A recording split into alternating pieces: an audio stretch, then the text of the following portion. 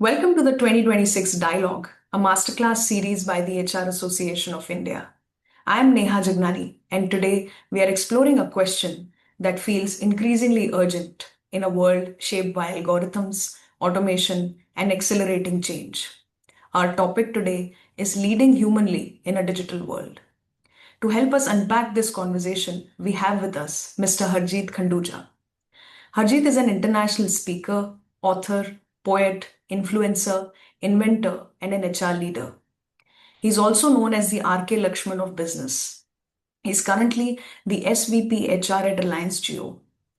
With 4 published patents and 9 best-selling books, Harjeet has been a LinkedIn Power Profile, TEDx speaker, and a guest faculty at IIM Ahmedabad and XLRI.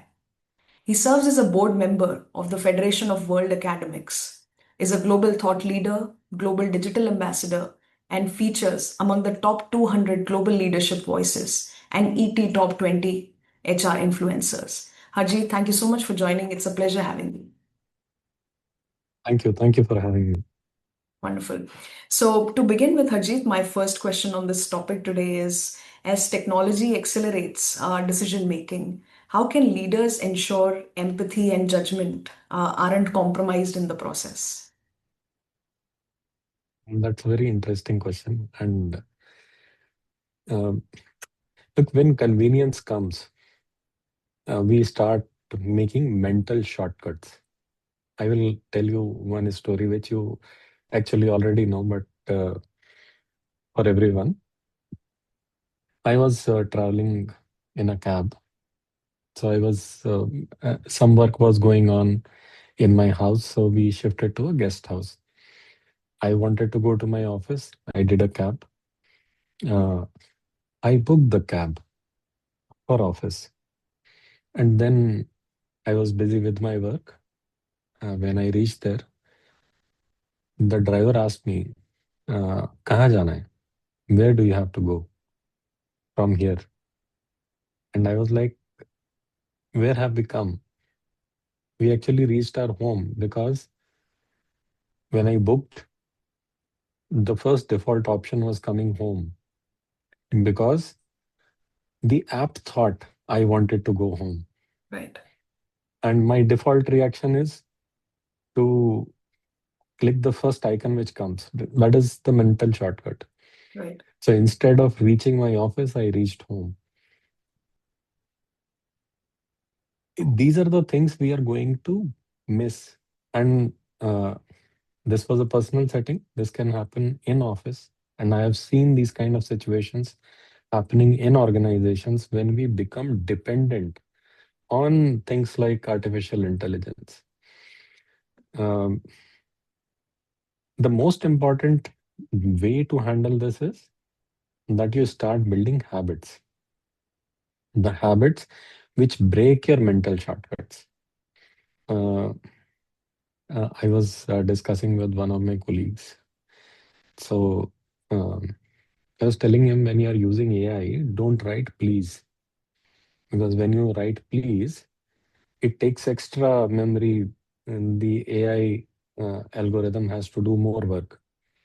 He said, I understand, but अगर मैं please use करना भूल गया, then it will be difficult for me to interact with other human beings.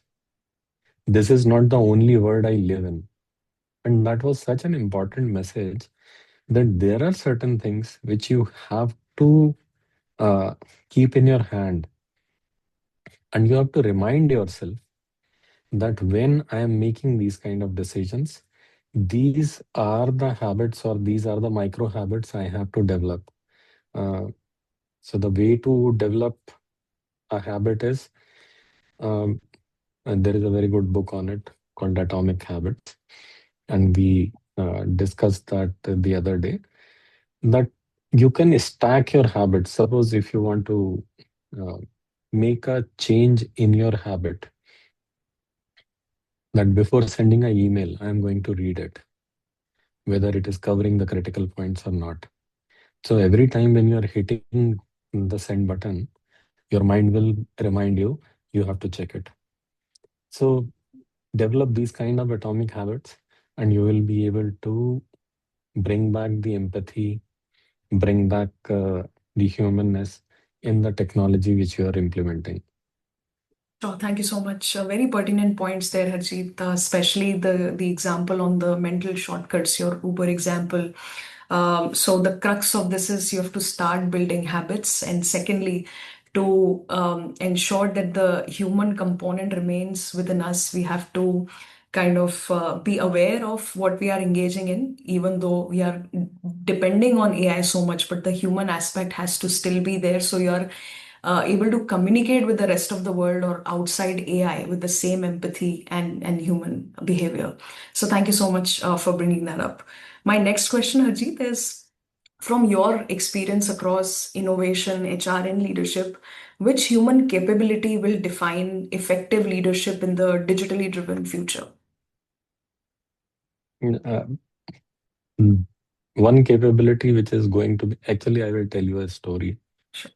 Uh, when COVID was going on, that time, uh, when it started, and why I'm taking example of COVID, because the future is going to be like that, uncertain. Suddenly something is happening because uh, the digital world is changing very fast. So um, when COVID happened, my dry cleaner called me. So I picked up the phone. He said, "Do you need vegetables?" I said, I checked the phone again. It was dry cleaner only. I said, "You are a dry cleaner. Your core competency is dry cleaning. How come you are selling vegetables?" He said, "Sir, my core competency is not dry cleaning. My core competency is adaptability. Yesterday you needed dry cleaning, so I was doing dry cleaning. Today you need vegetables, so I'm selling vegetables." We have to get into that kind of mode. Today, one AI engine is working. Tomorrow, something else is getting built on that. Then agentic AI is coming. Then something else is coming. Then robotics is coming. Then AI is getting included in robotics, and it is like super intelligence. So all this is going to happen in our lifetime and beyond that, much beyond that. So we have to be ready, and we have to be uh, adaptive of all the things which are going to be happening in the near future. And that is what I think. Sure, absolutely. So the idea is to equipping yourself with not just what is happening, but being future ready, being aware of what is the need of the hour, and being prepared for what is going to be next. Because, as you rightly said, one thing that is constant is the change. The workplaces, the ecosystems, they keep evolving. So it's very important to be adaptable. That's one of the biggest, I think, human capability which is required. My next question, Harjeet, is many organizations invest heavily in digital tools, but struggle with adoption. So, where do leaders typically get the human side of the digital transformation wrong? So, um, and there is a famous psychologist who gave this theory of mind, that our mind has two components. One is the logical component, and second is the emotional component. And he compared the whole thing with that our logical component is like Mahavat, and the emotional component is like elephant. So generally, Mahavat decides where the elephant will go, and elephant goes wherever Mahavat tells. So when you are riding the elephant, it is the Mahavat who decides everything. Right. What we miss in this whole component is the elephant. There are times when elephant reacts. Elephant reacts when it comes to our basic instincts. Basic instincts means our primitive instincts where there is a threat to security. Uh, that bottom two needs of Maslow hierarchy. That is where our elephant comes in. So, moment you are logical, you are thinking logically that we are going to implement AI, we are going to implement digital systems. Everyone is listening with their Mahavat, but you don't address the elephant in the room. What will happen to my job? And if elephant takes over, then it throws away the Mahavat. So you first have to make sure that you address the elephant in the room if you want to make any kind of changes. And the best way, I've seen the mistake people do. Uh, they don't own the decision. What they do is they say company wants to do it. If you change the language, I want to do this because this is how it is helpful for you. People, if you say company is doing something and this is what it is, you're going to face resistance because you're not answering uh, what the elephant wants to hear. So rider will never be in control and you will never be able to implement those digital systems which you want to implement. Sure, sure. Thank you so much. Beautifully put, logic and emotional, the two sides of mind, with the theory of Mahavat and the elephant. So it's very important to understand how the adoption will add value to the people, because at the end of the day, these people are the ones who are going to drive the technology or any new aspect of AI. So it's very important to make sure that we create an ecosystem where people are heard, valued. That's when they are going to be motivated to, you know, succeed in the adoption in the digital world. So thank you so much. My next question, Harjeet, is you're known for sharp observations and storytelling. So what leadership behavior today would future generations find outdated or even counterproductive? Look, we have grown in a world where experience was valued a lot.